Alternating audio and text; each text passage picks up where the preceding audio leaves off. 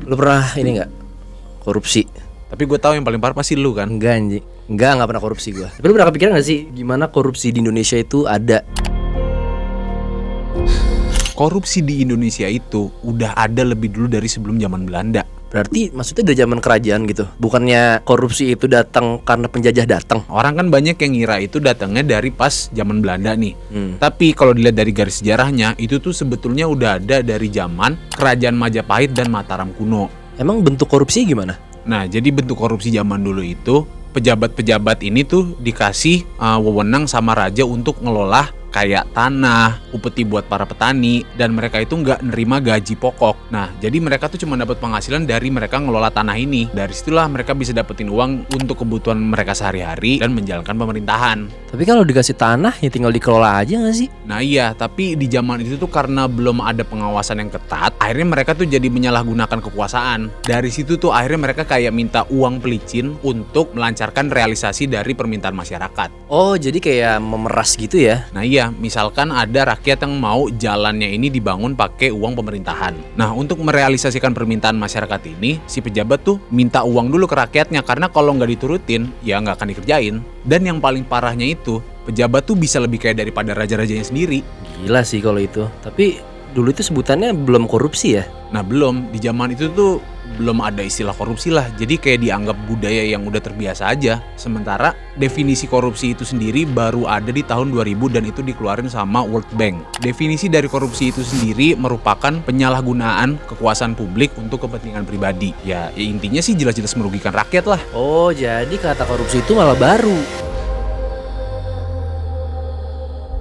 Kalau dilihat dari hal ini tuh, itu di dua-duanya. Ini tuh ada pengaruh dari budaya Jawa yang ngerasa mereka nih lebih mementingkan keperluan pribadi mereka maupun keluarganya mereka. Ditambah lagi tuh karena mereka pengen hidup mewah dan lebih nurutin gengsi lah. Karena di zaman itu tuh mereka pengen hidup mewah kayak raja, dan akhirnya ya udah mereka tuh lebih milih jalan pintas buat dapetin duit gitu loh. Oh, jadi korupsi itu emang udah tumbuh pas zaman kerajaan ya? Nah betul, apalagi di zaman itu tuh sistemnya masih patrimonial. Jadi semua sumber daya itu dianggap yang milik penguasa. Jadi pejabat di zaman itu tuh ngerasa bebas aja buat ngatur harta dan rakyatnya mereka sendiri gitu loh. Kenapa ya selalu rakyat gitu yang kena sama keegoisan pejabat dan penguasa?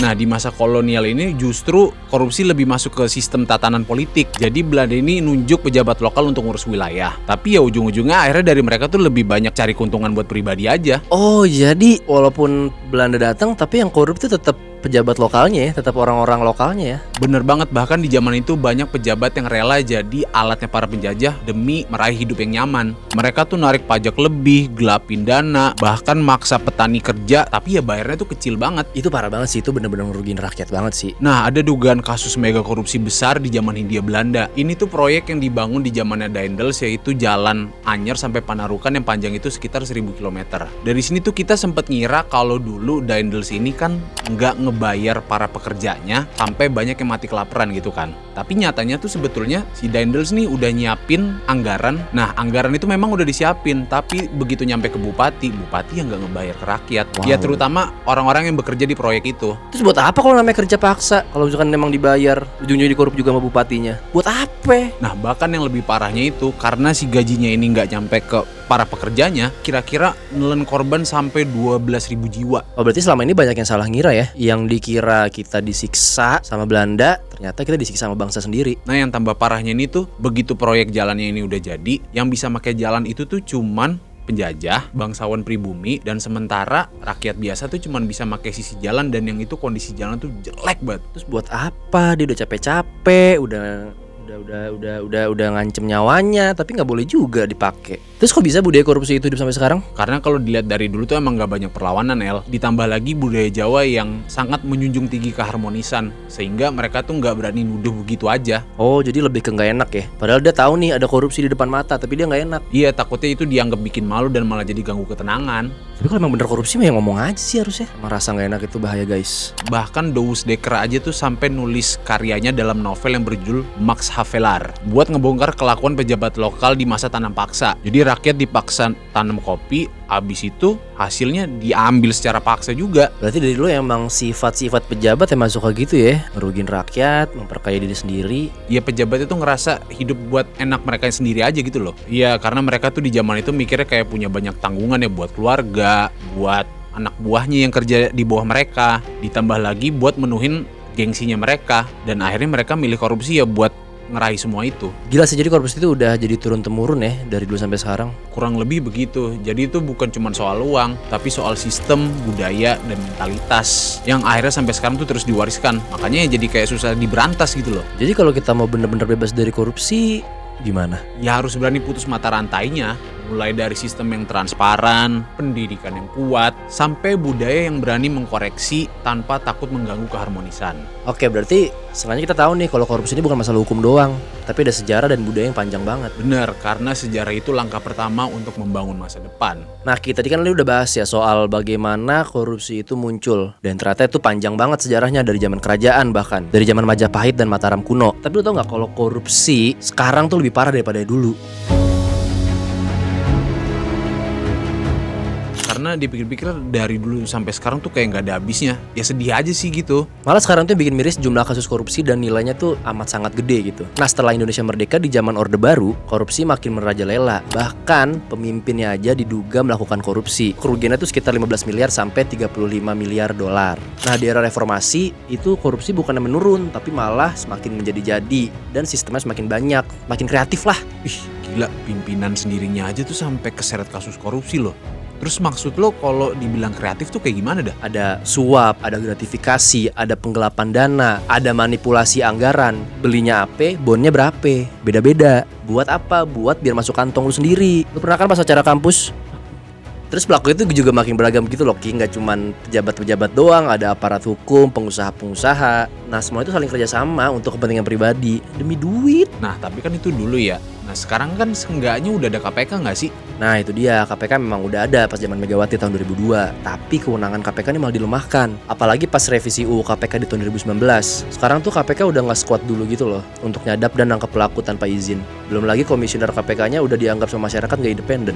Ya berarti kayak kita udah punya alatnya, tapi yang nggak bisa digunakan dengan baik aja gitu. Bener banget, apalagi pas di zamannya Joko Widodo. Banyak banget kasus besar yang mencuat, tapi prosesnya mandek. Contohnya si Joko Chandra, dia bisa bolak-balik luar negeri dengan dibantu polisi sama jaksa. Itu bukti kalau penegak hukumnya pun juga ikut-ikutan dalam proses korupsi. Gila ya emang, karena dasar pengen nyari untung aja ya. Bahkan gue kemarin sempet dengar kalau nggak salah netizen tuh bilang ada Liga Korupsi Indonesia. Itu maksudnya apa dah? Iya, itu netizen tuh udah gondok banget gitu loh sama nih negara, karena korupsi mulu. Tiap hari ada aja berita korupsi. Makanya netizen itu iseng-iseng bikin Liga Korupsi Indonesia, yang dimana tuh ngurutinnya tuh dari berdasarkan jumlah kerugian.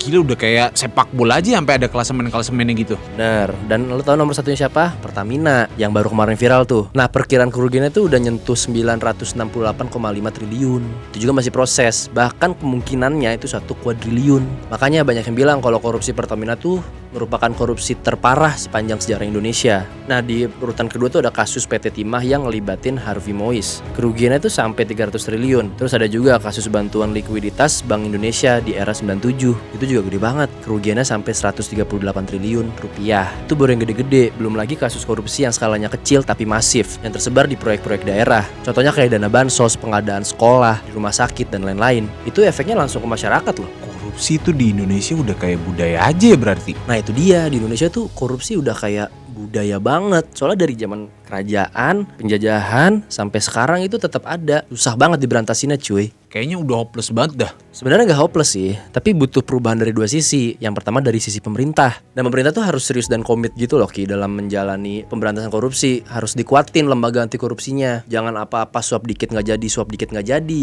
Dan bikin transparansi juga, biar masyarakat tuh percaya kalau pemerintah tuh bener gitu nanganin korupsi. Terus juga kasih hukuman yang tegas buat si pelaku korupsi. Nah, kedua dari masyarakat nih, kita juga harus melek hukum. Kita nggak boleh takut untuk ngelaporin kalau ada kasus korupsi di depan mata. Dan nggak boleh ikut-ikutan korupsi.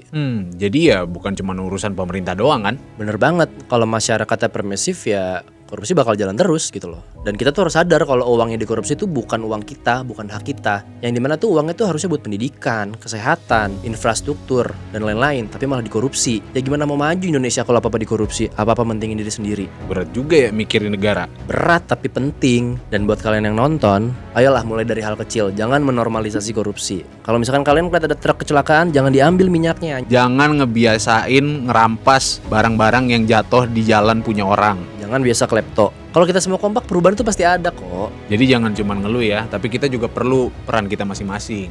Betul, dan jangan lupa untuk share video ini ke teman-teman kalian. Kalau bisa ke orang tua kalian, biar makin banyak yang ngerti, biar makin peduli. Kalau bukan kita yang ngejaga negara ini, siapa lagi, men?